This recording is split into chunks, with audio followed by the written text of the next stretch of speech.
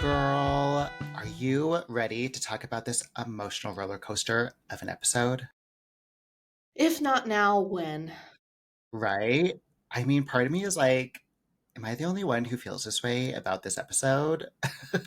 Like, after rewatching it, I feel like I used to have a very deep love for this episode because it's Gabriel locked. And then I rewatched it recently. I was like, no, I can't. I felt the same way about several of your analysis episodes. I was like, oh, yay, they're doing this episode. And then after watching it, I went, oh, maybe that shouldn't have resonated with me so much. Right? That's what I cannot wait. Like, it's the second episode. We're already getting into the problematic shit that we could just talk about, get it out of the way, and then go back to loving Sex in the City. Love it. Love it. But like we said last episode, you gotta love it in order to criticize it well, in my opinion. Yes, exactly. Well, welcome back, everyone. This is the Say in the City podcast, where I am chatting about each episode of Sex in the City and inviting guests so we can have some fun commentary and bring different perspectives to everything that happens. As always, I am your host, Ceyoncé, but you can call me Say. My guest today is once again my favorite ginger, Mariah. How are you, love? I'm doing well. Thank you so much for having me again. Absolutely. Today we are talking about the second episode called Models and Mortals. It was written once again by creator Darren Star, whom we've already discussed, but it was directed by Allison McLean. Obviously, I'm obsessed with Allison McLean because she directed the music video for Torn by Natalie Imbruglia. Do you remember this song or this music video? I loved this song. This song was the perfect song that I thought I related to as a tween, but didn't. It encapsulates everything that a tiny heart can feel when it's breaking. So, loved this song. But I had never seen the music video until prepping for this episode, and now I've seen it and I'm like, "Oh, it's great." And I can completely see her touch in this because it's so realistic looking. It's got that like homey feel, but then it's like set pieces being pulled apart, and I'm like, love it, love it. Absolutely, yeah. Like, I love this song. I am obsessed with the song. I can still listen to it just all the time. I still have the CD, as a matter of fact, the Natalie Imbruglia CD. I'm like, I oh. love that. But yeah, I mean, as you kind of like watch the episode and then think about like the music video, it does totally make sense. Yeah, 100%. it feels really realistic. Yeah. And it feels like emotional, but not so emotional that's like over the top. Yeah, yeah. Yeah, so we opened the episode with Miranda going on a first date with Nick Wexler, whom we'll discuss in a moment, but he brings her to a dinner party. Now, how do you feel about a dinner party with his friends as a first date? This might be controversial, but I personally kind of like it. I by your reaction, I feel like maybe this is unpopular, but I think it's kind of great because of a few reasons. First of all, I don't know if this was the same case as the 90s, but men having close personal friendships, healthy ones that they know how to prioritize and foster is a huge green flag. So I would love to see how a guy behaves around his friends first off. And then also, you've got built-in people there. Like especially the girlfriends in this scene, I'm like, "Oh gosh, yes, I need a team of girls on my side when I go into a first date." Seems great to me. Yeah, Um, yeah, I don't mind it. And I really like being social. So I think that I would personally like it. yeah. Well, I mean, yeah, you're a social person. I hate people. So someone's like, oh, do you want to go to a dinner party? I'm like, no, thank you. They're like, you want to go on a dinner party to on a first date and meet my friends? I'm like, oh, Jesus Christ. See, for me, it takes the pressure off because if I like a person, like when I was dating Jay, I had too much time to build up meeting the friends. So then when I met the friends, it was so intense. But first date, I have no expectations of impressing the friends. Who cares? That's Like, true. it takes the pressure off being with the guy, and getting to see him with other people, I think, is really helpful for me. So I actually kind of like this as a first date idea. That's true, yeah. And like I do have to say every time I like go on a date with someone in the back of my mind, if I take them to a bar that I like, if they happen to meet my friends, I'm like, please do not say something embarrassing. Like, To your do not. friends or to the date? No, to like, I'm always in my mind. I'm like, don't say something, don't say something, don't say something. You're afraid you're going to say something embarrassing. Oh, No, well. him. Oh, I was I like, if don't it's say me, anything it's embarrassing. a I'm given. I have amazing. to accept that I say embarrassing things. Yeah, I don't. I'm amazing. I'm hilarious. Exactly. Yeah. If anything, I just say inappropriate things. But like this one time, I took a guy to Pony Up here in Denver, and he told a joke that was it was inappropriate, but I can forgive inappropriate if it's funny, and it wasn't funny.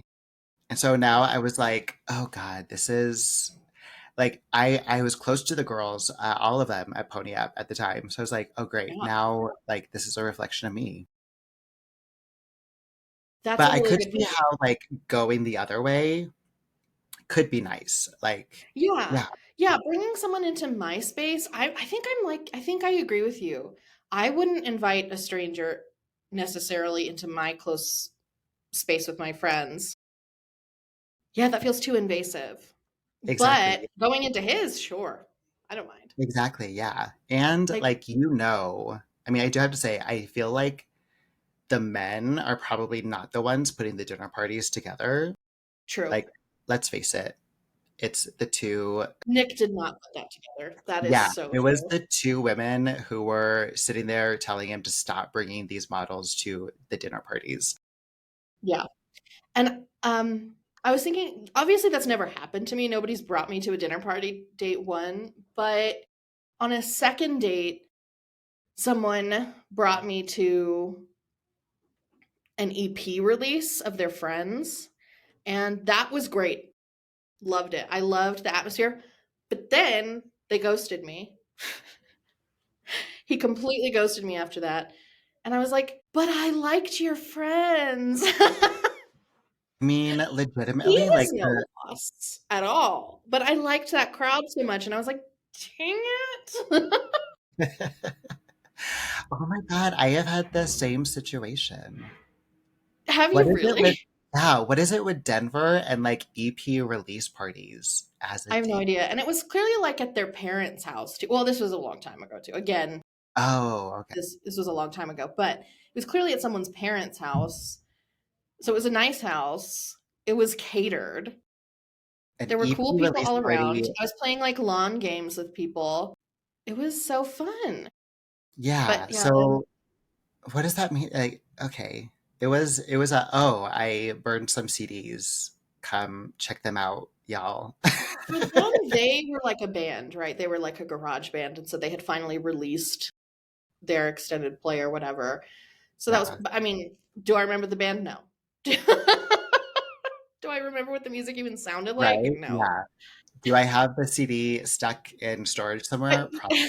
Because I was just thinking about like I think I still have the CD that I got I from don't think I do have it still. I don't know that I even brought it home, to be honest. so funny. I But the mean, people I've there were also nice. had dates at like, oh, we shot a skateboarding video, and like my friends What? did That's so a fun. skateboarding video, so come see that.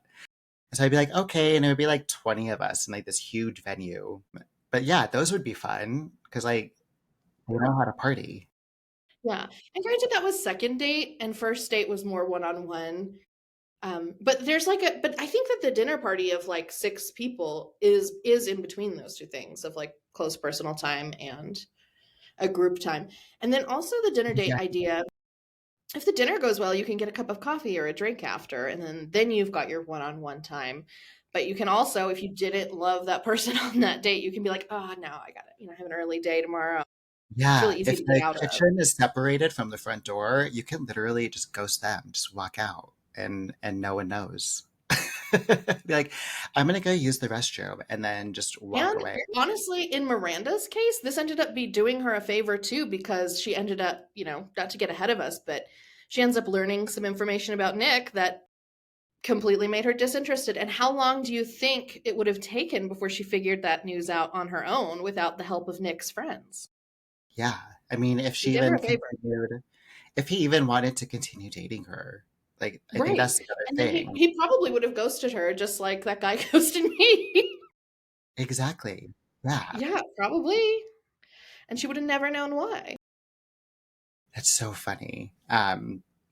Yeah, and speaking of, at this dinner party, Nick prompts a game of old movie stars you'd have liked to fuck when they were young.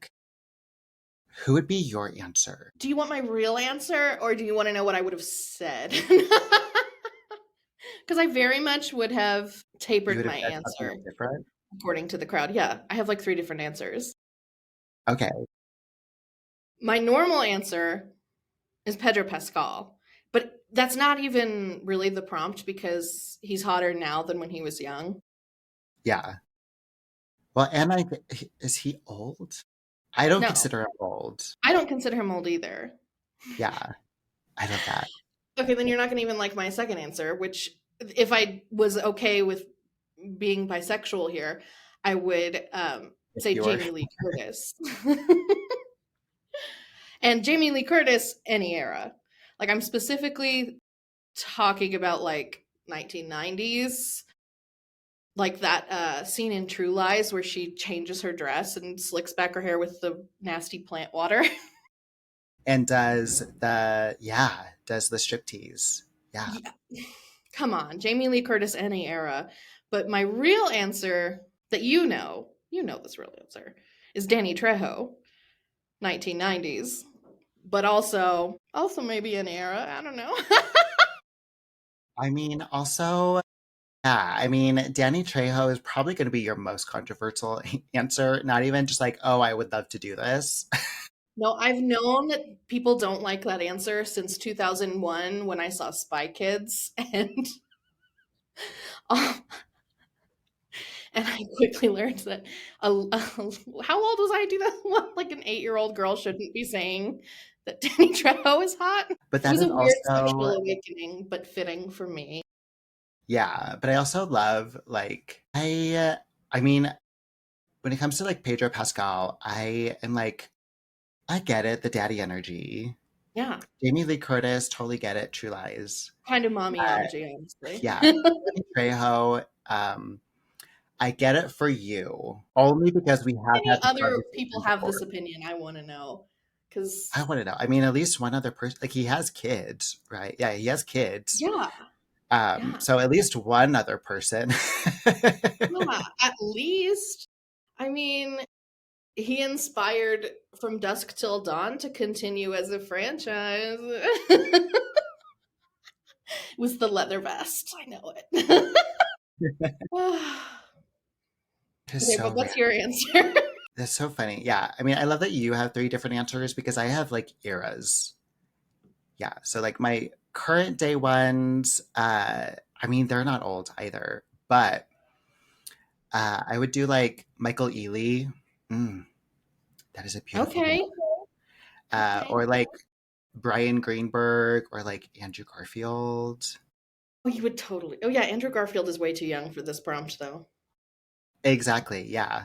I mean, to be fair though, when I first saw him in a movie, it was The Imaginarium of Dr. Parnassus when he's like 22. And I was like, who is that little cutie? Because I mean, I think that was like one of his first movies, like ever.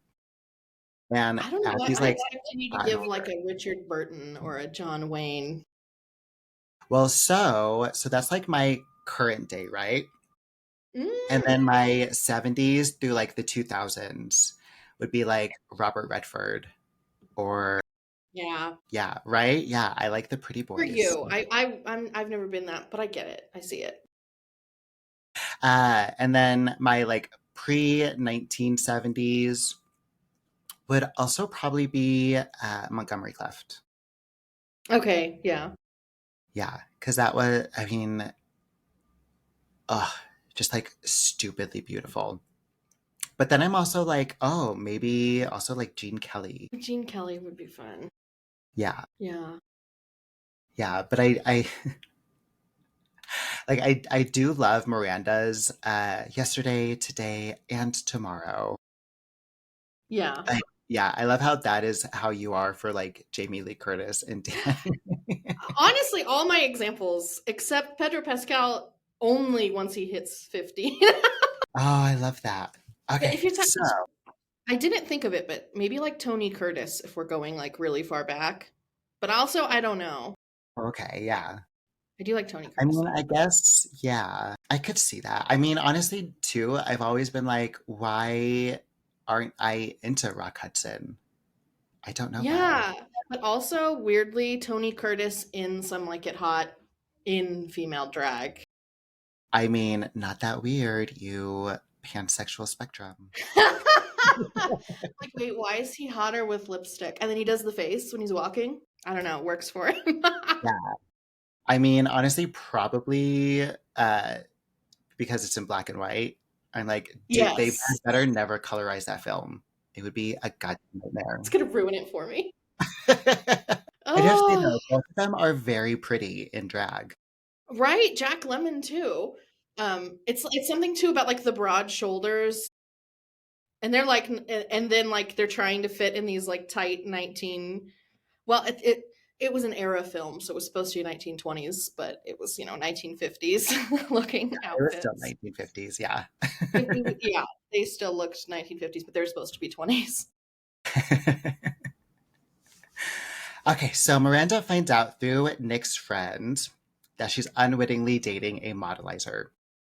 So this prompts a conversation among the four friends about models, which is difficult to say the least. What are your thoughts on this conversation among our women here? Yeah, when they're back at Carrie's apartment talking about it, right? That's not a real conversation. I mean, you mentioned it in the last episode about how unrealistic the conversations were, but I really wouldn't have noticed that on my own until this episode with this conversation because it's so unrealistic. Yeah, Like, I think this is how men think women talk about attractive women, that we're super jealous and petty, and that men are this prize we're all competing for. But I've never seen women talk like that. yeah, Um, 100%. I mean, yeah. honestly, And like also, it only comes men hate women this much. Women don't hate women this much. Like, what does exactly. Miranda say? They should all be shot? Like, oh my, I'm sorry, what? Exactly. I should have worn Yeah, my pearls today. Is what are you talking about? yeah. And And they're stupid and especially, lazy. Also, I grew up watching America's Next Top Model, watching Tyra Banks torture women who wanted to be models. So I've never once thought that modeling's an easy job. yeah, Like, it actually seems terrible. It seems like really difficult and terrible. And I don't yeah, think anybody thinks that they're lazy. Stupid. I guess there kind of is this perception that pretty people can be stupid, but I don't know. I don't I don't hear women talking like this. yeah, exactly. And that's why, when it comes to Darren Star in particular, like part of me is like, oh, he's trying to be like keep it edgy. Hmm. Like maybe that's what it is. But I'm also like, have you never actually spent time talking to Candace Bushnell? Candace Bushnell almost made a cameo in this episode. And I'm like, have Okay. you never actually sat down and had a conversation with I her? mean, the Like, thing is that it's a really interesting topic of what it's like dating in New York City when you feel that men's expectations of women are that they look like models. That's an interesting conversation, but that's not what's being had here. And even when they're talking about their insecurities, it's not this mean girls in front of a mirror moment, like my cuticles suck. Like it's not that's not really how we talk about our insecurities. And And even like the Mean yeah, Girls moment is like a parody. it's a parody Wow. and it's very self-aware. This doesn't feel self-aware. Exactly. Yeah. And part of Like I'll me, race you a nose. Like who talks like that? And also SJP without her nose would be tragic. Perfect. right? Yeah. And I would probably never look at Cynthia Nixon's chin and be like, your chin, how dare you? Like, at least this is pretty consistent for Charlotte throughout, like the thighs, because it comes Yeah, up again like it multiple does come times. up again. And that one is a realistic body, but these girls aren't talking about that. These girls aren't, that's not how women talk about their insecurities. And then the fact that they all judge Sam for not having any, nobody would judge you for not having. Like, no, it's like, I'm not going to voice what I'm insecure about in front of you. Like, and if we do, we talk about it like, this thing happened today that made me think, ah, oh, do I need to? Like, I have a best friend who got facial work done, got a nose job, and I didn't even know it was an insecurity of hers until she told me she was getting the nose job. And I was like, oh. Then she explained to me the deep seated feelings she had about it. And she was aware that people liked her nose, but it was still insecure for her because of really different, hangups. And now and she got great work done and all that. But yeah, it's not like that. It's not like these friends are like talking to me about their nose on the regular. It's when they've decided to maybe do something about it that they'll Yeah. even bring it up.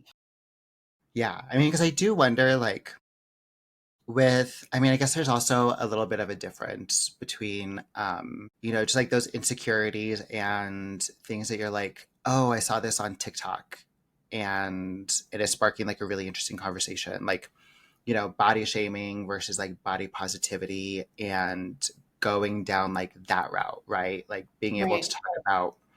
uh, being able to talk about influencers who, gained a following, not being conventionally, Western beautiful kind of thing, Mhm. and being like, oh, I love this. I love this, right? That's a little bit different than sitting around and being like, Mariah, what would you change about yourself? Like we've been friends for how long? And have I ever talked to you about like a physical insecurity? Exactly. Like I feel like we both were 2010s gained the editor 30 and we were like, "Oh, how are we going to lose weight?" I feel like that's the closest thing Probably, we've yeah. ever had. That's probably the closest thing we've ever had to a discussion about insecurities, about the way we look. So yeah, I don't know. I found that entire conversation really unrealistic. Exactly. Yeah. Like we've had we've joked over like drinks of Yeah. like, oh, like I would totally get lip filler, but that's not Yeah. like Yeah. drastic changes. Yeah. Yeah, And and it's never like I'm so yeah. Yeah, yes, like if ever I something's hate there's this. a relevant story and it's like is are my lips too small because someone made a comment. Like that's kind of the closest that I see friends making that kind of Exactly. Not just like, oh, let's comment. demonize an entire group of people. Yeah. After we're done demonizing them, let's talk about what we hate about ourselves. In fact, I've the times that I've seen women, well, I'm going to say girls actually talk about that is like when we were learning how to be adults. Like it's like middle school. Like I could there were some conversations like that in middle school. I remember when Devil Wears Prada came out and we were watching the movie together and I mean, we were too young to have like insecurities to be honest. I don't know. But there was one girl who's like, "Ah, I hate a woman who can pull off a red lip," like insinuating that she can't. And I'm sitting around going, none of us are allowed to wear makeup. What are you talking about? So I feel like she maybe heard someone say that and then repeated it because she thought it made her sound more adult like. But that's what this is giving. It's like, Yeah. oh, this is what adult women talk like. They put other women down because we're always competing with them And so here I'm going to perform a realistic woman now and say this. That's what this whole scene is giving. Yeah. And it's unfortunate because it's also perpetuated on so many other shows. Like, I will give that to Darren Star. Like, he's not the first, and he's certainly not the last to have this kind of conversation, like, among his female characters, unfortunately. And you're right. Unfortunately, Absolutely. like, it brings along with it all of the either like the younger people watching, which like I hope not that many not that many people under 16 are watching Sex in the City. Sex At in least the not, like, City. Yeah. yeah, at least like watch it on E or whatever. Yeah. But also just like, especially in like your 20s and like in college watching Sex in the City and thinking like, oh, I'm making adult friends now. This is how we should treat other women. This is how we should treat each other. This is how I should treat myself. Yeah, for as much as I have an issue with Lena Dunham and girls, at least, well, no, they had this conversation too. I know they did. I was like, I was going to throw her a bone, and I was like, no, no, can't even do that, Lena. Sorry. But before we leave this conversation, and Charlotte's only appearance in this episode, which I find wild, would you toot or boot these outfits? Again, we're kind of starved for fashion moments so far, but so the fact that we're tuning and booting looks that they're just chilling, eating Chinese food in, but I will do it. Of course I will. I have the pictures here. That's why I'm looking. Yeah, Miranda boot. She's in this like Adidas track pants, which I do like. I actually do like the Adidas track pants with the stripes down the side. Very now, very then. But then she put it with this. It's the shirt that's killing it. It's like just such a nothing long sleeve black t-shirt that hits her at such a weird length. And it's just not styled. These pants could be really cool with maybe some layering. I mean, it's giving nothing, so I have to boot that look. It's Yeah, I'm not. like, I don't think even layering. I mean, possibly. I'm Like, picturing maybe like a denim jacket or something that covers. Maybe if she tucked that into the pants. I don't know. It's wrong. It's wrong. But like this with even a basic white T-shirt would have gotten a toot. yeah, Like a crew neck white T-shirt would have gotten a toot. But this black nothing sauce layering piece, no. I do like her hair here. I do think that's cute with like behind her ears. But no, yeah. that's it. And then I'm going to go to Charlotte. I'm going kind of just in order of who was talking, but I give this a boot. What are you doing? Everybody else looks like they're hanging out eating Chinese food and Charlotte looks like she's teaching a kindergarten class. She's like, Like class. Argyle is very on point, but can we she doesn't look comfortable. She's wearing like these weird brown trousers. Mm-mm. Yeah, like She not doesn't only is look she comfortable. teaching, she just came from the classroom. That's what she looks like, yeah. And it's not a cute look. So yeah, I have to give Charlotte a boot in her only appearance in this episode. um Sam, I'm gonna toot this look. I think it's cute. I like that it's layered. She looks really comfortable. I like that she's got this duster cardigan hanging, off one shoulder. Cute. I'd wear that. I'd wear that to hang out in. And then Carrie toot. See, this is cute layering. Um, like it's almost giving like ballet core. Like we've got Mm, like a shorter crop and then she's got the tank under. And I think she's in jeans, which I don't find comfortable to hang out in, but if they're stretchy and comfortable, then I guess go for it. And I love her hair tied back too. And going back to Sam's hair, I do like Sam's hair here too. It's the right length for her. We're finally getting the right length for Sam, but then we've got like a little half up moment for her, and I like that. Okay, what do you feel like? don't even care. Well, okay, here's the thing. Like, I I understand they're just hanging out, they're eating Chinese food. Like, they don't need to be glamorous at all. The thing that I don't like about the way that they're dressed is it feels like they're like, oh, make sure that all of the women look frumpy because as they're shitting on models, then it doesn't seem as mean. Like if if they were wearing like cute clothes that they would like in later seasons just hanging out, it's like, oh, are they being too mean? No, make them frumpy as much as these four women can look frumpy. Make them frumpy and it'll be fine. It'll make them look normal. That's so funny. You're right. I were they trying to show us that these women are feeling insecure by these outfits? Right? Yeah. It's like one of those things where I'm like, oh, why don't they all just like hunch over too and, I didn't get that, but and just dead I behind the love eye. hearing that perspective. That's so funny.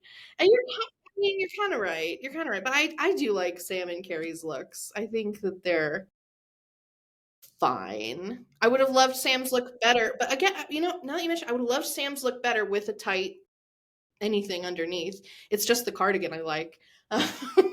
Exactly. Yeah. Her It is with that with just a the little top that lacy you like cami on or Carrie. something, cute, cute. And I don't mind Carrie's. I don't think Carrie's looks that frumpy. Well, I mean, yeah, again, if it was just the top, it'd be cute. But like, Yeah, yeah. And yeah, also yeah, it's giving ballet core, but this isn't Sarah Jessica Parker. This is Carrie yeah, Bradshaw.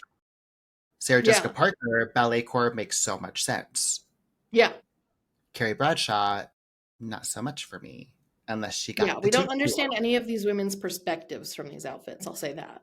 Except, Exactly. unfortunately, maybe some of Charlotte's. Except it's not well Exactly. done. Like Charlotte does preppy well, and like it's not that preppy people don't hang out. What are you talking about? Like preppy people love an athleisure moment. I want to see Charlotte in her little yoga best outfit. Yeah, exactly. Yeah, I love that. Okay. So, moving on from just talking shit about Charlotte's only appearance in this episode, which I still find crazy. After the girls tell us how much they hate models and themselves, we get some interviews that include Nick justifying his modelizers. So, let's talk about it. What do you think of Nick? Why did Miranda go out with this man at all? Like I can't find any. I find absolutely nothing about this man attractive. Not the voice. Now I'm just shading the actor, but not the voice, not the appearance, not anything. Like, why did she agree to go out with him? And Yeah. she also makes this comment with Carrie. I think they're at like a cafe before they're eating the Chinese. And she says, if men like Nick are dating models, what chance do us ordinary women have? And I'm like, the way you said like Nick tells me you didn't even like him. She knows. It's giving the impression that she's settling for what she thinks she can get, Yeah. which is just weird. It's a bad reason to go out on a date. Yeah. Exactly. I mean, the nice thing is, I don't think you're totally shading the actor because he did voice Raphael, I think, in the Teenage Mutant Ninja Turtles. So like he doesn't have He to have can such a change that deep voice to voice. something Yeah, else. I don't think he has Okay, such a that was a deep character voice in choice. All right. real That life. makes me feel better. And I also think like, I mean, especially at the end, they made him seem like much more unattractive. Like I think that they were hitting them Yeah. angles really well to just make him seem like a creep. Yeah, Honestly. you're right. They were really portraying him to look a certain way, and it worked. Yeah.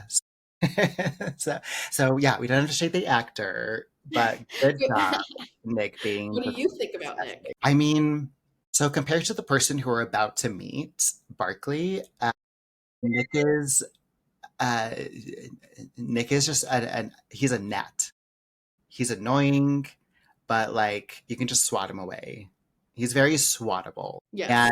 and I think like that's one. Yeah, I never understood why Miranda even went out with him in the first place. No. Yeah, because what do they say? Like, oh, he complimented her legs once, which is also problematic. Yeah. No, yeah, like Miranda doesn't need to be that desperate for compliments. And when you think about it from a competition point of view, because Miranda keeps making it one, why are you competing for Nick? Like Is it even a competition? it, Yeah. it's like please take him. I mean, Like, I think the reason the models are dating him are because they're sucking him dry, as he implies, you know? Exactly. Like, Yeah. they just want his resources, and which, get it, sure. And Miranda doesn't need to do that. Not that the models do either. I'm not saying that they need to, but they want to. So yeah, it's like, why are you? It's like, oh, I can't even get someone like Nick, and it's like, don't aim higher, girl. Exactly. Yeah. Like, and there, right? Like, she is a successful attorney. She doesn't need a man, as we'll find out through the rest of the Hmm. series. Like, she doesn't need a man. Yeah, it's very just why, Yeah, they 100%. haven't proven that it's the cream of the crop dating models. And they don't prove that this entire episode. So why are you competing for these type of men? It seems like the type of men who date models aren't your type of men, actually. Exactly. Yeah. Period. So, So they're yeah. not your competition. Yeah. Um, that's so funny. Yeah. Well, and speaking of, Men the, who date models in this episode. we then meet the deplorable Barkley. And again, I don't want to talk about Barkley or his actions, but I do want to talk about Carrie's reaction to finding out what Barkley does. So, with her reaction, is she any better than Barkley? That's such an interesting question. I mean, slightly. She's slightly better because she isn't the one actually assaulting people. But I am really confused by her actions here. I don't Well, I'm confused why she doesn't do anything, why she doesn't say anything to him. And that's because if she's got her journalist hat on, I can fully see why she didn't confront him. I can fully see why she was there to bear witness and she was there to document. But then, I'm sorry, where's the expose? Because this man needs to be prosecuted. Right? Like, that's what the story is. This is beyond a sex column. This is what this high profile artist in New York City is doing, and I saw it. I wore a wire and recorded him admitting it. That's what you do if you're not going to say anything. The one thing I can say is at least she warned Samantha when Samantha she didn't do what she did to Charlotte in the last episode and not warn her that the guy is a skis weasel. At least she did warn Samantha, and that's really the only credit I can give her in this Yeah. episode. In this I mean, situation. Yeah, why didn't you confront him and tell him this? Like, bring back public embarrassment. yeah. Well, and what's so interesting about this episode in 1998, especially in this current political climate, we know We love to that blame Monica Lewinsky. Is that what you're saying? no, these men had no consequences for any of this. Yeah, yeah, We know yeah. they had consequences for a very They long have time. no consequences, and women face. Carrie would have faced scrutiny. She would have faced She could have lost her intimidation. column. Yeah, Yeah, potentially. Yeah, yeah, yeah. Which in that exactly. case, if you don't want to put your professionalism on the line, then at least confront him in the moment. At least tell him that's really not cool. Like, this is illegal, right? Yeah. Well, and yeah, I mean, Because, like, and what I would think you that's do my if you biggest. found out that your friend was doing this? Because is she friends with Barkley? That's kind of a question. I mean, it's one of the weird things. Like, you kind of have to assume that she is Yeah. because she's very casual with him, Yes. especially if he Like, is like an interview would you subject. confront a friend if you found out they were doing something like this? Are you kidding? Absolutely. Yeah, exactly. Of Yeah. course you would. Yeah. I wouldn't be like, got a light. Yeah. 'Cause I think that's what it is, right? It's not just seeing it. I mean, she did ask some good questions, like, do they know about this? Yeah, the question. But then the answer wasn't yes. So, Exactly. Yeah. So then after that, oh, got a light? Like, let's just remain casual here. Yeah. I mean, but well, and yeah, that's I guess the why, answer is only slightly better in that she's not assaulting people. But well, yeah. I mean, I think that the only thing, that is definitely like, oh, she probably is his friend because I don't think I would hope that he's smart enough to not just show a random journalist. Yeah, he wouldn't show a random journalist this. Which I would have just exposed him. I would Exactly. have exposed him. Yeah. Like It'd been talk like, to we're your not that close editor. of friends. Yeah, talk to your editor. Let But your editor know like you what have a what's good going on. point that Carrie could have like lost her job over this. Depending on how much money this guy has, how much of a following he has. Yeah. Exactly. Yeah. And so, Like I at least wouldn't have lit a cigarette and watched. yeah, exactly, right? So, and that's why like I continue to think like, you know, the comedy parts of a lot of these episodes is like, oh, I don't think that was ever funny. Like I don't think that was actually funny in Yeah. 1998, but thinking about it in context of if Carrie did say something, like what could happen, you know? And so like, oh, I guess I'll just pretend like I didn't see it and at least warn Samantha. And you also don't know how much she actually would have put in the column, right? Like, are we Yeah, listening we don't know. verbatim We don't know to how much what she wrote she about wrote? this. Yeah, are we listening verbatim to what she actually wrote in the Because we do column? know that sometimes, we don't know from this episode, but we do know later that sometimes she puts a little personal attack in there or two. Yeah. I'm thinking of the politician when she to be or not to be, that kind of thing. Um, Well, no and spoilers. in the first episode, we got a picture of her column, Yeah, and it was literally the narration that we yeah. had. And so that's why I assume at least like this Well, first she could season. have put that in there. She Yeah, could have actually done that. She could have exactly. exposed him and just there were no consequences because. Exactly. Yeah. Was there any outrage? No, because it's Sex in the City. It's a sex column. So We're I guess supposed to we can give her credit there. That would make me feel better about Carrie as a person, as if I choose to believe that she did publicize his actions. exactly. Yeah. Except we know that she's generally anonymous. So she was calling him out anonymously, probably, but still. She could have. I don't know. I mean, Candace Bushnell did put some real people's names in. I don't know like what her threshold was, uh, because she did put like a couple of, but they were actual like books or movies or something that she was referencing, or she would make very thinly veiled. Like Right. everybody who knew who this was. Exactly. Yeah, Yeah. And that's so like probably part of me is like, oh, hopefully Carrie kind of did the same. Like, oh, so hopefully. Which is lost. what she does with the politician, to be fair. She's like, oh, this person who shall be unnamed that I haven't been photographed with all over town. Exactly. Yeah. I love it. Okay, so we finally get to the fun part of the episode. So Carrie and Stanford are backstage for a fashion show where she meets Stanford's apparently only client, The Bone.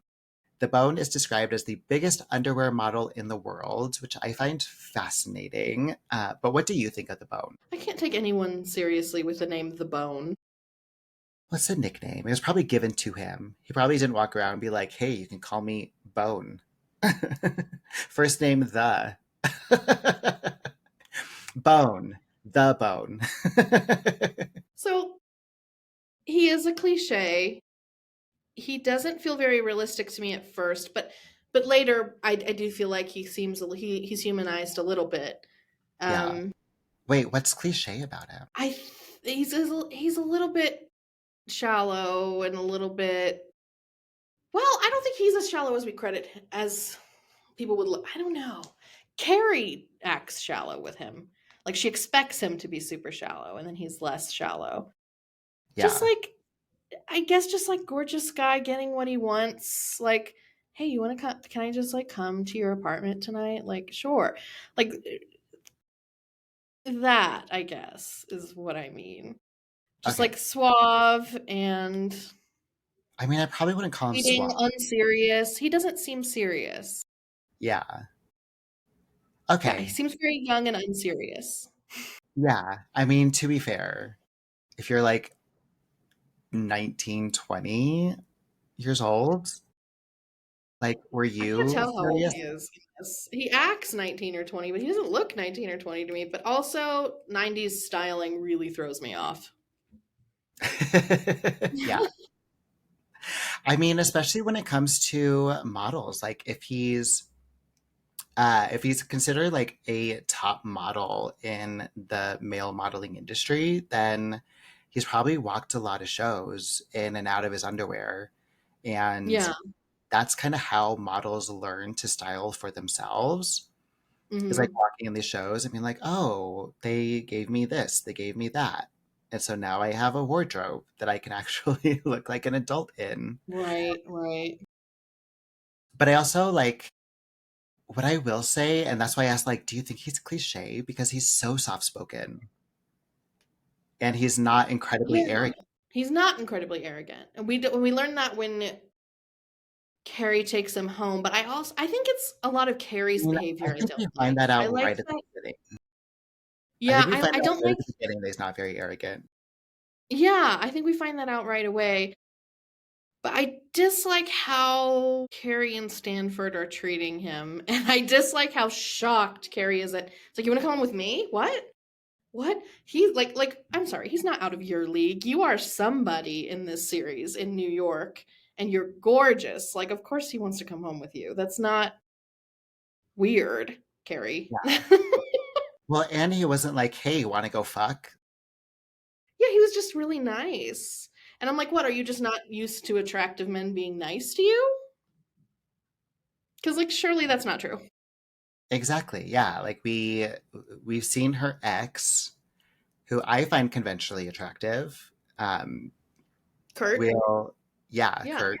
yeah, Uh, yeah, yeah. And yeah, she thinks Big is attractive. yeah. So like Yeah, obviously, yeah. yeah. Okay, so let's talk about Stanford in this scene because, yeah, tell me your thoughts. We talked about Stanny last episode when we met him, and we talked a bit about me being completely baffled that gay men would write a character like Stanford. And this is even worse than last episode. Last time he was just a little bit cliche. We're starting to see the writers introduce some problematic tropes here in this character with how he's treating this male model. Like, honestly, I consider dangerous tropes of like, this is a desperate queer person, like just desperate to get attention from any man possible. And we don't care if you're really gay or not. And also kind of like the desperate, ugly person, which again, I've said I don't think Stanford's ugly at all, but they certainly portray him that way. And then gay men being borderline predatory to straight men is a really dangerous trope. Yeah. And with his Well, line like and saying, "Oh, it's like, well, but he's straight," it seems like, and Carrie coming to his rescue, kind of being like to defend him, be like, "Oh, Stanford, you've got to calm down. He's straight." And it's like, "We'll see." It's like, "Oh, stop." Like that's actually a really dangerous trope. Why are we introducing well, that? and specifically because Stanford is his agent. Yes. So Stanford is in a position of power Yes. and older. Yeah, this whole picture they're painting of this older, in power, effeminate, gay, desperate gay male being inappropriate And with predatory. their young, hot male client is a real problem. Exactly. Yeah. And the oh, it's fine. He's just joking. Yeah, and Or actually, you know yeah, what? Maybe that's some of the cliche that I'm talking about is like treating models like objects. Um, because I think that does happen in the modeling industry. It's like, oh, it's fine. He's a model. Like because he's gorgeous. It's okay that I pinch him and talk about his package and call him the bone, and it's okay that I treat him like this. He's a model, exactly. Yeah. which is weird. And again, why I don't understand why any of these women are envious of models because that is the impression I have of what models are treated like in the industry. And who would want to be treated like that? Yeah. Well, and, again, that comes back to the conversation that the women had earlier in the episode. It's like, understanding the exploitation that these models have to suffer through, especially Hmm. female models, because they are Yeah, this is recruited. the male model. And Yeah, we're they're seeing recruited the at like male model sympathetically. It's interesting that they didn't do that with any female model in this episode. exactly, yeah. Even though female models are recruited at 14, 15 years old, Hmm. sent to New York, and they have to go on dates with guys like Nick to eat. Yeah, what little they're allowed to. Exactly. And then Yeah. we make fun of them for purging in the bathroom. It's like that's never. Oh, that was a bad joke in this episode too. Was that they don't hold down their dinners when they Yeah, were talking about the people that Nick dates? Yeah, exactly. like, that's Yeah. a sad portrait. That's not Of something to the be envied or to be blaming them for. exactly. Yeah. So yeah, it's But interesting luckily, that the person we see sympathetically as a model has to be a guy, a white man, mhm, who's exactly. being, and then we have to make the bad guy kind of stanny. Hmm. Well, no, the bad guy is Barkley. Oh yeah. Oh well, yeah, that's true. That's true, but Luckily, we we don't have really. Barkley. I don't know that we look at those women adequately as victims in this Exactly. episode. I mean, I do. You and I do, but there's never really a moment where it's acknowledged that these women are victims. Well, how are they supposed to be victims? They're meant to be shot on sight. They're too stupid to work. Yeah. They don't Oh, work. Yeah, oh, so bad. So exactly. bad. But luckily, they meet Samantha to watch the fashion show from the front row, which is our first fashion show of this series. Are we tooting or booting this fashion show? I want to know what you think, but I boot the fashion show, and it's not because of any one look. It's because it's so incohesive to me, and I don't understand the POV. Is the POV mullets? Is it business on bottom and nipples on top? Which I don't mind, but tell that story better. And then is it snake, like we've got snake skin, we've got Asian inspired prints, and then we've got one singular man in cotton boxer briefs. Like why is there one man in his underwear and they just look like regular jockey shorts, don't they? Like, Yeah. and he's just walking, and like in the order that they're walking in, it doesn't make any sense. I'm like, okay, so this is not a fashion show, in my opinion. But also, you talked about in your recap episode that this is like, maybe they were pulling from here or pulling from here. And I like a lot of the examples that you're pulling from, but I think it's just clear that this is a budget thing, that this fashion show isn't very realistic. Yeah. I mean, at least not for a designer. Like, this is not a Yes. Yeah. designer's collection. This is like, Yeah. I mean, this reminds me, Denver does this a lot at like Denver Fashion Week, It does kind where of feel it's like Denver like Fashion Week. boutiques that Yes. put just a bunch of looks together. And then they're It like, does feel like that. yeah, they're like, okay, go. There's like kind of a through line, but not really. But at Hmm. least it's not like trying to be a collection. Because yeah, Right. this is not a Exactly. collection at all. No. No. I Do mean, you and honestly Steve though, like, reboot the show? oh, it's a boot. Okay, thank you. Again, yeah, like I can appreciate the references that seem to Yeah, be and I'm glad you true. mentioned a lot of those. Like, it is a little bit streetwear, it is a little bit like Tom Ford of the time, but I mean, making that comparison feels like a leap. But it's true. It feels referential to that, which is fine for what it really was, which was like just a boutique show. Exactly, yeah. I mean, that's what I Again, the would. male model in his boxers made abs. That was the most egregious part. Well, again, right? If it's a boutique show, that at least makes the You most sense. sell boxers? What do you sell at this boutique? You sell everything? Get your Yeah, underwear for I can yourself. see Get that. get this If lovely you, nipple top for your girlfriend. well, that's what I'm saying. Yeah, if you have the the see-through top, it makes sense that you would have boxers too if you're like selling just like That makes sense. And leather then and capris. then of the time, it made sense to be pairing it with these weird business pants, capri length. Yeah, the capri length was all over the runway at this time. Yeah, that length. Yeah. Yeah. But And what do then you think about? their outfits to this fashion show, though, Yeah, I do shout out Carrie and Samantha's looks. Those are both toots for me. I love Carrie's strapless black dress, and you're kind of wearing like the necklace. exactly. Yes. Yes. Yes, I love the necklace that she pairs with it. I like the cute little black dress. I like Sam's coat with the fur. Um, and I like the mix of brown and black she did with that too. So I think they look very nice, and I'm really glad to have a fashion moment. Yes. I mean, I love Carrie's Heure dress. Hmm. So good, styled really, really well. I think it's like the first time that we get like some Pat Field styling. It's such a relief from that last episode where she wore the leopard bra dress. So much better. Yeah. Samantha, I don't love Samantha's only because I'm like, if Carrie's in strapless, why is Sam completely covered up from head to toe? Like Sam came from The She Office. is, yeah. She's got the black tights on. She's got the fur. Yeah, she looks cold. You're right. This looks like spring fashion week and then like fall fashion week sitting right next to each other. Exactly. Yeah. Yeah, But that's what do true. you I think didn't about think what do you think about Stanford? boot. The color of that suit, the color and fit of that suit. It is an odd No, color. Yeah. isn't it?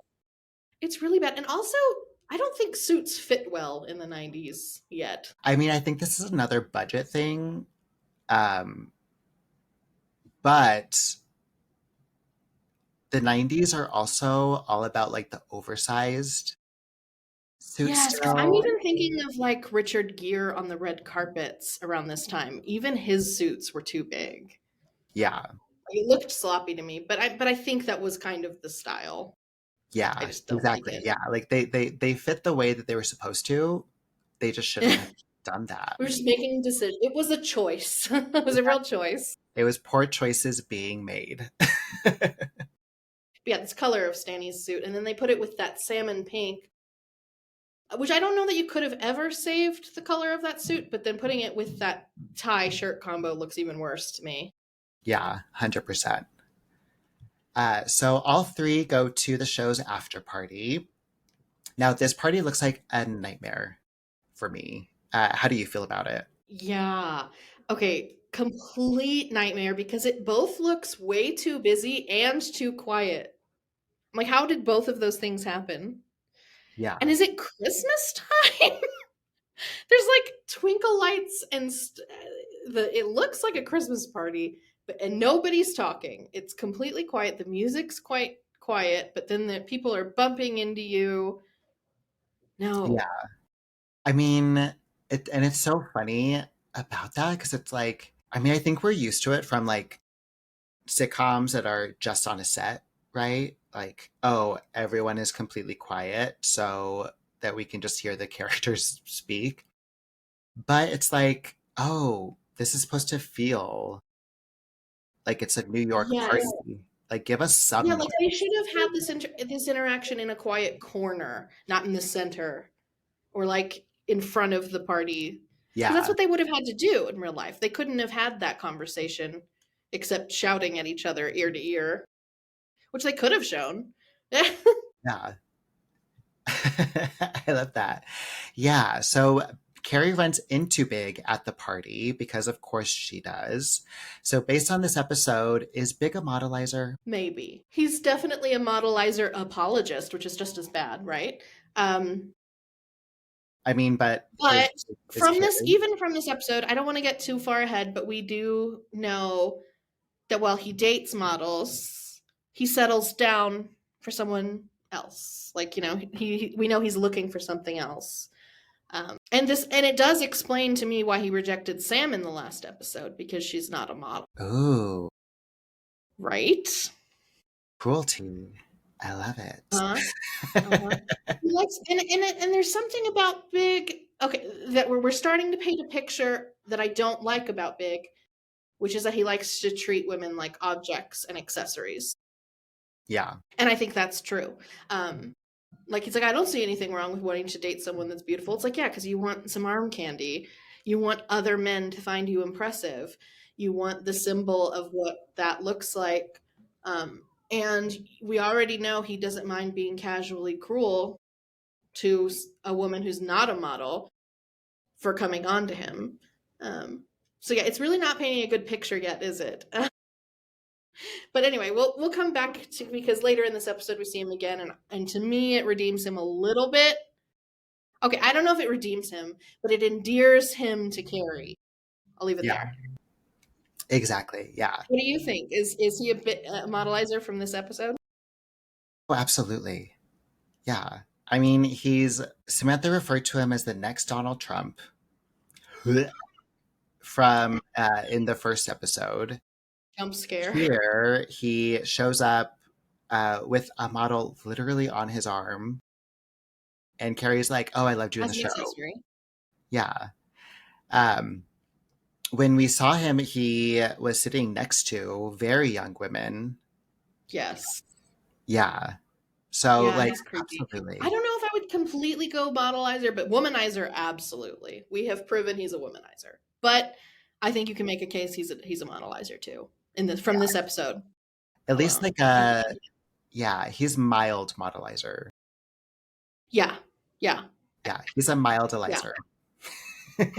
So Samantha goes home with Barkley despite knowing that he's a predator. How do you feel about that? I can't wait for season 1 Samantha to be over. Why is season 1 Samantha so insecure and she's so, like in the last episode she went home with Capote Duncan. In this episode she goes home with, like, she's going home with the most loser guys. She's not giving him power at all this season yet. Yeah. She says it, but she's not actually doing it. Yeah, she's not doing it yet. And I'm not cool with it. This is not the Samantha I know. So I can't wait until that changes. But yeah, it's lame that she goes home with him. And if she's into being taped during sex, which I can see, at least she fully is aware this is going to happen to her. And at least there's that. But And like, she she could carries it get on her own. anyone to film her. Like, Yeah. that's not hard to arrange. Yeah, probably especially in New York. Yeah. Yeah. And she just wants to prove a point, like, oh, I'm passing for a model. And is she low-key referencing that treatment from Big last episode? Because she was like publicly embarrassed by Big, and he only dates models. But now there's this guy who only dates models who's flirting with me, so I'm going to go home with him, even though he's a predator. Exactly. Like, what? What Yeah. is this? Exactly. Yeah. And speaking of, like, this is probably the cruelest image of Kim Cattrall. Not even just Samantha. Like, just Kim Cattrall, probably Maybe anyone. any of the girls. Overhead lighting, and then her bangs creating even more lines. Oh, yeah, it's bad. It is diabolical. It is. It Like, is. who did this? Who did Kim Cattrall piss off before this started taping? Oh my gosh, you're so right. You're so right. So as we get closer to closing the episode, we have a pattern of choices from Carrie, Miranda, and Samantha. Not Charlotte, because she doesn't exist anymore. Carrie leaves the party because Big made her feel invisible, but she feels better about herself because, as we discussed, the bone jumps in the cab with her on the way home. Normal Miranda takes Skipper home because he calls her luminous, and Samantha convinces Barkley to turn on the camera. So, is this episode about hating models and modelizers? Or does it serve to tell us how insecure our favorite women are, just like incidentally? Amazing question, because when you bring it up like that, no, this episode isn't about models. This episode is a smear campaign. I suppose, benefit of the doubt, it's showing as a storytelling tool, it's showing how much room for growth we have, right? I guess there's that. But I keep going back to why are these women so envious of models? Why are they so ridiculously jealous of people who are disposable and have no agency and attract men that they don't even like? Mm, And to me, it perpetuates this myth that the only thing women want is male attention and validation. And we would trade our dignity and our agency for a scrap of male attention. yeah. Huh. Barf. Yeah, awful. And that really, I remember when the Me Too movement started, even in my circle, when people were putting it as like Facebook statuses, and I put mine as an experience that I'd had professionally, and I said I would like sexual harassment to stop being a compliment. Yes. And that's what it is, because it's like, oh well, women love getting harassed. Women want to be treated like models. They want to be treated like people without agency and just objects, and just to command a room with how gorgeous they are. And it's like, maybe we did at one point. We don't want that anymore. Yeah. Maybe. And I feel like it's that middle school comparison again, where, that girl saying she hated Anne Hathaway because she can wear a red lip. It's like, yeah, maybe, because we've been fed this for so long. We've been fed this myth that male attention is great and it's the end all be all, but honey, we can open our own credit cards now. You can actually That's get no divorced. longer the goal. Yeah. So yeah, I really hate the messaging in this episode, and it's not about models and modelizers. I mean, because like I said, there is an interesting conversation to be had here about this, about male standards being out of sync with reality, Hmm. and valuing strange things, like valuing youth, valuing someone who depends on them for handouts, valuing somebody who's treated like crap at their job by their agents. There's an interesting conversation to be had here, but I don't like the conclusions we come to at all, and I don't like the messaging. It's a nuanced conversation that would be great to have, but that's not what's been had at this episode. Exactly. Yeah.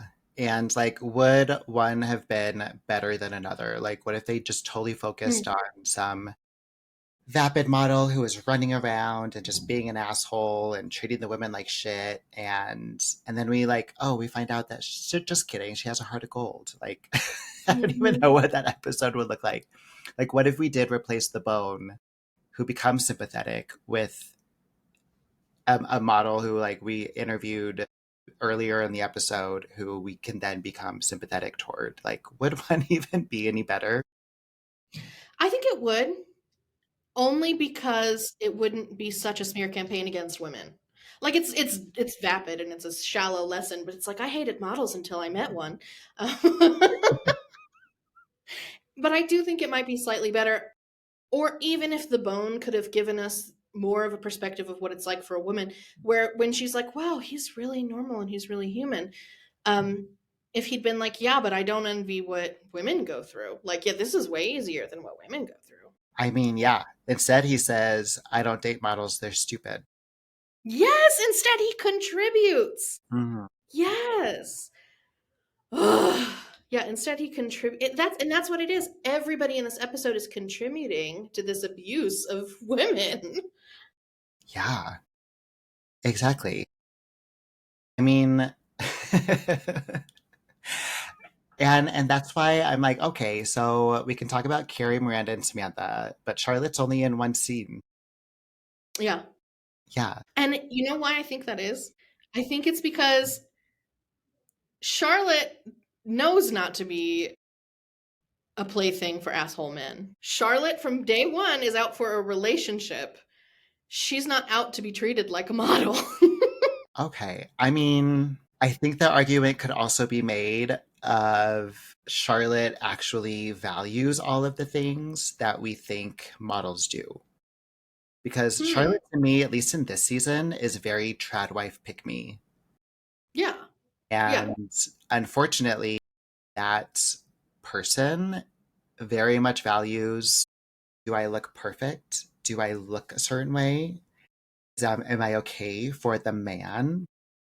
And so it's like, oh, maybe she values her time, but does she actually value her worth in a relationship in this season? So I don't know. I mean, we didn't get to see I don't know. We haven't Charlotte's seen her react. enough to know that yet. Exactly. Um, but yeah, I guess I'm letting future Charlotte color You're what I letting think. future Charlotte. Yeah. Yeah, because yeah, I just don't think she has the goal of being treated like a model. I think she has the goal of being thin like a model, but I think she's got her eye on a bigger prize. Like she's Miss, you don't sleep with someone on the first date, which we don't know that yet. To be clear, we don't know that yet. But I, yeah, I guess I'm letting future Charlotte color that opinion, but I don't think Charlotte's after purely male validation. She's after, I mean, it is a version of male validation, but it's commitment. I mean, luckily we have time to talk about this. So we then end the episode at the coffee shop. It's obviously not a coffee shop, but this seems like way too practical for the Carrie that we know. Do you like working in coffee shops? Sometimes, yeah. It depends on it. I feel like it's been ages since I've been able to work in a coffee shop because, like, if you get clients that make you sign NDAs and stuff, you can't work in places like you can't even be on public Wi-Fi. But unless depending on the situation. Um, but yeah, like when I was in school, I had a favorite coffee shop that I would work at.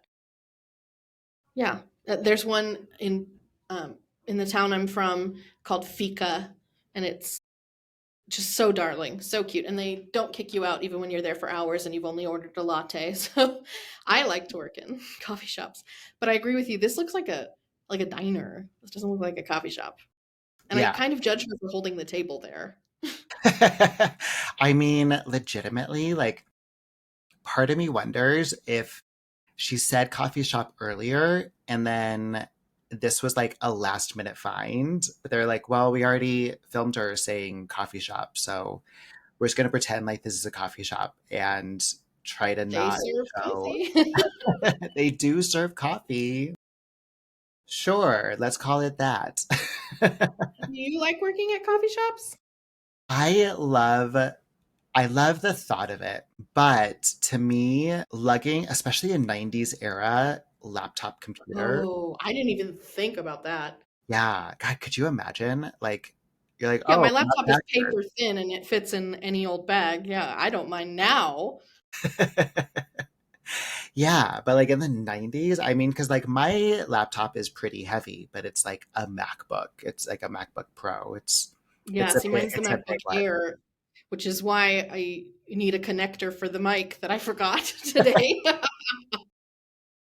Yeah, it's like mine is pretty heavy. So, and just like disconnecting it from my additional monitors and getting it off of the desk, like that's a lot of work now. Um, It does depend too. If I'm doing design work, I cannot do that away from my big monitor. yeah, but like just writing, Writing, yeah, I don't mind. great. Yeah. And like I'm spoiled. The place that I work at now, Ballyhoo Table and Stage, is gonna have coffee, food, and then they turn into a bar, so I could be there all day. Yeah, I absolutely want to go hang out and work there for sure. Exactly, yeah. And they won't kick me out, at least after. I'll name drop you if they try. Exactly. You know I'll be who like, I am. well, Beyonce say is my please. friend. But then you'll tell them, oh yeah, get her out of there. No, I'm just I know. I'm like, no, kick her out. I you'll be don't like, know yeah, no, her. that's a liability. I'm saying I know her. I don't know her. They're like, wasn't she a guest on your podcast? Yeah, but no, I don't know her. So Big surprises Carrie and says something that almost makes me start to like maybe sort of possibly like him.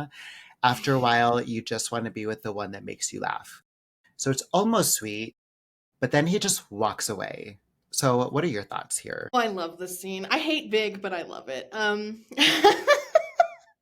And that's what I was talking about earlier when I was like, he might not be completely a modelizer because we know that he dates women like that, but he's not going to settle down for somebody unless they make him laugh. Like he is to a degree after personality, whether his track record shows that or not, yet to be seen. But and he made Carrie feel so special here. That's what it is. Like he saw her, like we don't know, he must have seen her from the street. It's not like he was getting coffee there. He must have seen her from his car or something and had to go in and tell her this redeeming thing because and to me it's like, oh, she's in his mind and he wants gives her the butterflies. It gives me the butterflies as a viewer too. Like I was saying, how the abso-fucking-lutely line in the last episode gives me that same like, oh. And you're right, he does just leave, but to me it's because it drums up the butterflies. It's like, what a man of mystery, which barf if that was reality. But in my media, I like it, and I see why she's liking him because he is such. And that's, I said before, part of the attraction to Big is that he challenges her, and this is part of it. It's like he gives a little, but he doesn't give everything. He leaves, and that's what keeps you on the hook, whether that's a healthy dynamic or not. But that's we're already seeing that to me. Yeah, I'd be like, when is the while done? Are you gonna ask me on a date? What the fuck? Yeah. Yeah, we're starting this dance and we don't know, but it seems like it's been bugging him that she didn't like his answer at the party. And she's been in his head thinking, well, do I think that? What do I think? And then he's like, you know what? I think it's important for me that she knows my real opinion of this. So next time I see her, I'm gonna make a point. And he did. He walked in to talk to her and give this almost redeeming line. Yes, almost. And Actions mean luckily, more than words, Big, but yeah, like luckily we're not going to see him again for for a couple of episodes. But yeah, I agree. I mean, it just irritates me that like there was no follow up, and that they're going to run into each other multiple times again before they finally even go for a thing. Like, ugh, it's yeah. so irritating to me. Yeah, but it's fun to watch for me too though. I don't know. It's fun. Yeah. I mean, again, right? At least it's not like the stereotypical will they, won't they. It Yeah, it happens is a much little different. faster and it's a lot more flirty. It's so flirty and it's like it's just this guy I just happen to keep seeing all over New York. Which the reality of actually running into somebody that many times in New York Exactly. seems unlikely, but it's fun. It's fun. Yeah. So Carrie's final narration in this episode is I take that back. Beauty is fleeting, but a rent controlled apartment overlooking the park is forever. I hate this whole thing. The thing that she says before Big gets there, this whole thing, like, does any of this even make sense? The only part of this that's an okay comparison is comparing beauty to a resource. I think that's the only fair comparison here because beauty is a matter of luck and genetics, and a nice apartment is potentially also a matter of luck and maybe some family money or connections. So that's where it ends for me, though. Also, does she realize she's having a dig at herself in both cases here? I don't think she realizes it, but she's both a beautiful woman and has a rent controlled apartment in New York City, not overlooking Central Park, which is why I think she thinks she's different. It's like, oh, I'm not a model and I don't have one over Central Park. It's like, yeah, but you're a beautiful woman with a rent controlled apartment, Carrie, in New Exactly. York City. You are both of these people. And you're saying that, because she also says that what does she say? She says completely unfair and usually bestowed upon those who deserve it the least. So you? Are you saying you don't deserve it? I mean, I think at times, yeah, she doesn't deserve it. Uh, Yeah, but I but don't we think she haven't realizes it. exactly, yeah, we haven't even seen the rest of her apartment yet. So we're like, okay. And to be fair, we don't know that it's rent controlled at this point. I mean, we can kind of We assume. don't know that yet. We don't know that Yeah, yet. That's true. But later we know she's beautiful, and we know we know she writes a column once a week and has that apartment. So we know that something nice is going on. She is blessed, and it's annoying to me that she's not checking her privilege here. It's like yeah, you have this. Most of your friends have a degree of privilege in both these respects, actually. So exactly. Yeah, because Charlotte does, from at least like where it seems like her apartment is, has an apartment that is at least adjacent to the park, if not overlooking the park. Is it rent yeah, controlled? and, I don't and she's know. beautiful. Exactly. Like I just think that she wouldn't say this about any of her friends, and she wouldn't say this about herself, but she'd say this about models. When in reality, Carrie probably comes from a better background than some of these models do. 100%. Yeah. And Hmm. again, right, it's just that that reiteration of only a man can write this kind of episode that hates women so much. Also, Like not to be a spoiler, but we also learned that a rent controlled apartment is not forever. exactly. Yeah, I It's love like they that. might go condo. Actually, that might not be forever. Okay, so let's wrap this up. What are your final thoughts about this episode? Men are not the prize in life, and stop treating them like it. Affordable housing, ample third places to spend time, and being surrounded by decent people are the real prizes. Yes. And your friends, right? Yeah, yeah, your friends, the people around you. Yeah.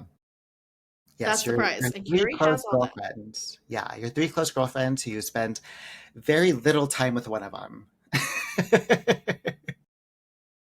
Yeah, those are the real prize. These men, don't treat them like the prize. Exactly. Yeah. Oh, I love that. Well, thank you again for joining me for this second episode. As always, it was a joy because we have so much Thank fun you for talking having about me. this. Yeah, Yes, so much fun. absolutely. And yes, and then hopefully you'll be joining me for next episode as well. But Me. that is the second episode of the Say in the City podcast and of Sex and the City that we discussed. Please like and comment on the video, subscribe if you enjoyed it, and we will see you next time. Bye. Bye.